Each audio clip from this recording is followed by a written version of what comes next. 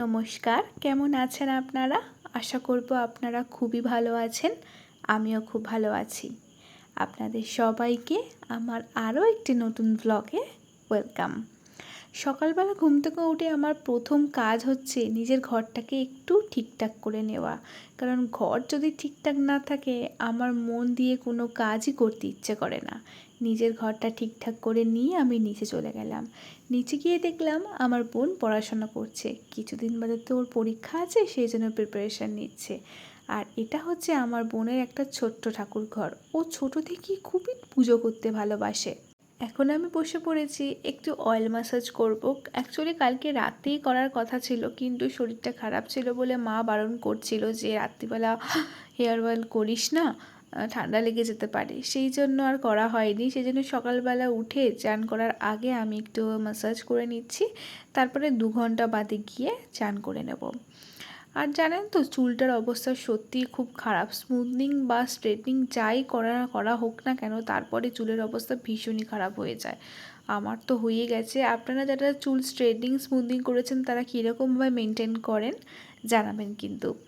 তারপরে আমি এই হেয়ার সিরামটা অ্যাপ্লাই করে নিচ্ছি, কারণ স্প্লিটেনের তো প্রবলেম আছে প্রচুরই। তো স্প্লিটেনের প্রবলেম কমানোর জন্য তো হেয়ার সিরাম ভীষণই উপকারী। সানস্ক্রিন অ্যাপ্লাই করতে করতে আপনাদের কিছু কথা শেয়ার করি। আমি কিছুদিন আগে বলেছিলাম আমার সামনে বিয়ে আছে, সেই জন্য অলমোস্ট অনেক জায়গায় বুকিং স্টার্ট হয়েও গেছে। আর কালকে যাচ্ছি আমার ওয়েডিংয়ে শপিং করতে, সেটারও ভ্লগ আপনাদের সাথে শেয়ার করব নেক্সট ভিডিওতে, আপনারা অবশ্যই দেখতে পারবেন।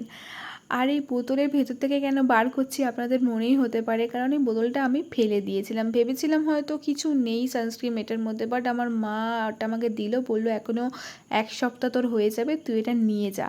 কোনো জিনিস ওয়েস্ট করতে আমার মা একদম পছন্দ করে না। আই থিঙ্ক আপনাদের মারাও সেমই হবে, মানে কোনো জিনিস বেকার নষ্ট হবে কেউই পছন্দ করে না। তো সেই জন্য মায়ের কথা তো মানতেই হবে, সেই জন্য এটাই ইউজ করছি। যাই হোক, যেটা বলছিলাম, কালকে যাচ্ছি শপিং করতে, সেটারও ভিডিও আমি আপনাদের সাথে শেয়ার করব। দেখা যাক কতটা কি করতে পারি। ভীষণ টেনশনে আছি, কারণ বিয়ের ব্যাপার মানে একটা হিউজ চাপের ব্যাপার থাকে। প্রত্যেকটা দিক মেনটেন করতে হয়, কারণ আমার দাদা ভাই কেউ নেই, আমি আর আমার বোন আর বাবা মা আর মামা আছে, বাট মামা যেতে পারবে না। যাই হোক, আপনাদের সাথে তো সবই শেয়ার করব আস্তে আস্তে। আর কথা বলতে বলতে দেখছি এত বৃষ্টি হচ্ছে বাইরে। আমার বিয়েটা না প্রথমে জুন জুলাই মাসে ঠিক করা হচ্ছিল, বাট আমার মা বলছে যে বৃষ্টির মধ্যে, আর আমার শাশুড়ি মা বলেছে বৃষ্টির মধ্যে কোনো কিছু দেয়া যাবে না বিয়ে থা। তো যাই হোক, তারপরে ওপরে আমার একটা ছোট্ট বট গাছ রয়েছে, সেখানে আমি জল দিয়ে এলাম।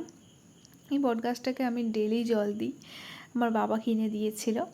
আর এটা হচ্ছে আমার বাড়ির ছাদের লোকেশন। এটা কোনো সময় আপনাদের সাথে শেয়ার করব আমাদের ছাদের আশপাশে কি আছে না আছে।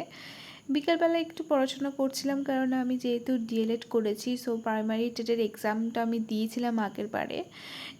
সো এবারেও আমি দেব, জানি না যদি বিএড ডেটের ওপর পড়ে তাহলে তো আর দিতে পারবো না। আর আগের দিনের ভিডিওতে আপনাদেরকে বলেছিলাম যে আমার একটা ছোট্ট পার্সেল এসছে, তো সেটা আপনাদেরকে দেখাবো ভেবেছিলাম।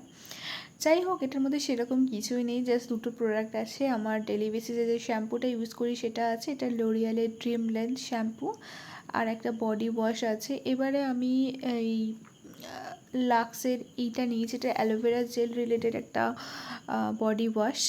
যাই হোক, ভিডিওটা এখানেই শেষ করছি। আপনারা সবাই ভালো থাকবেন, সুস্থ থাকবেন। আবার নতুন কোনো ব্লগে আপনাদের সাথে দেখা হবে।